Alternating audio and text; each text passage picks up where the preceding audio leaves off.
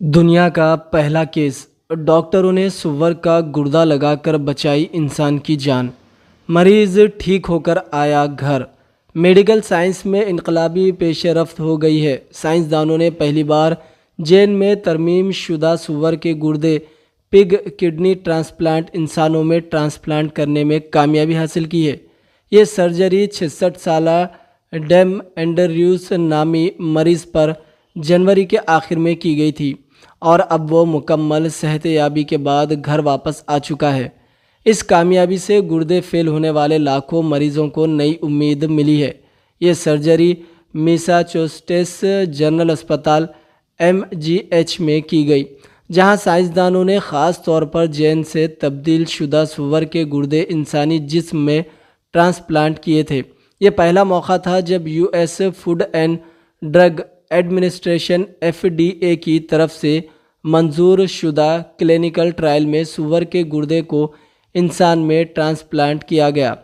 امریکہ میں اس وقت 1 لاکھ سے زائد مریض اعضاء کی پیوند کاری کے منتظر ہیں، جن میں سے بیشتر کو گردے کی ضرورت ہے، لیکن اعضاء عطیہ کرنے والوں کی شدید کمی کی وجہ سے ہر سال ہزاروں افراد لقمہ اوجل بن جاتے ہیں۔ اس مسئلے سے نمٹنے کے لیے سائنسدان طویل عرصے سے ایسے طریقے تلاش کر رہے ہیں جن کے ذریعے جانوروں کے اعضاء کو انسانوں میں پیوند کیا جا سکے۔ یہ ریاست متحدہ میں چوتھی بار سور کے گردے کی پیوند کاری کی گئی، لیکن FDA سے منظور شدہ کلینکل ٹرائل کے تحت یہ پہلا ٹرانسپلانٹ ہے۔ پچھلے 2 ٹرانسپلانٹ میں مریضوں کی موت ہو گئی تھی، جن میں سے ایک پہلے سے ہی شدید بیمار تھا۔ اس عمل میں سائنسدان سوروں کی جنس میں تبدیل کرتے ہیں تاکہ ان کے اعضاء انسانی جسم میں رد نہ ہو۔ بہت سے بائیوٹیک کمپنیاں اس ٹیکنالوجی پر کام کر رہے ہیں، جن میں جینسس نامی کمپنی سہرِ فہرست ہے۔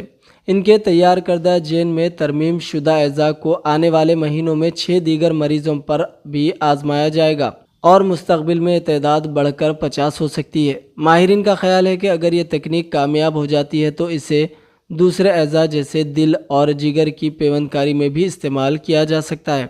اس دنیا بھر میں مریضوں کو اعضاء کی پیوند کاری کے لیے زیادہ انتظار نہیں کرنا پڑے گا اور لاکھوں جانیں بچ جائیں گی۔ سور کے گردے کی کامیاب پیوند کاری کو میڈیکل سائنس میں ایک تاریخی کامیابی قرار دیا جا رہا ہے۔ اگر یہ تجربہ بڑے پیمانے پر کامیاب ہو جاتا ہے تو یہ انسانی اعضاء کی پیوند کاری کا دنیا میں ایک نئے دور کا آغاز ثابت ہو سکتا ہے۔